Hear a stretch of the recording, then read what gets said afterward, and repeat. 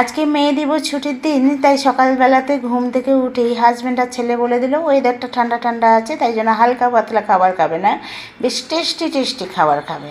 সেই জন্য আমিও রেডি হয়ে গেলাম, আর তোমরাও আমার সঙ্গে পুরো ভিডিওটা অবশ্যই থেকো, তাহলে দেখতেই পাবে আমি কী কী রান্নাবাড়ি আজকে করেছি। তাহলে চলো দেখা যাক কী কী করেছি। ব্রেকফাস্ট আজকে করে নিয়েছিলাম লুচির সঙ্গে মরিচ আলু আর ডিমের ভুজি। দারুণ সুন্দর কিন্তু সকালবেলার খাবারটা হলো। তারপরে দুপুরের মেনুতে আবার চলে গেলাম। ফ্রিজে তো অল্পই চিকেন ছিল আর পমফ্রেট মাছ ছিল কিছুটা, তাই জন্য করে নিয়েছিলাম চিকেন রাইস আর পমফ্রেট মাছের কষা। ওরা কিন্তু খেয়ে খুব তৃপ্তি পেয়েছে, আমারও খুব ভালো লাগলো, কারণ রান্না করতে আমি ভীষণ ভালোবাসি।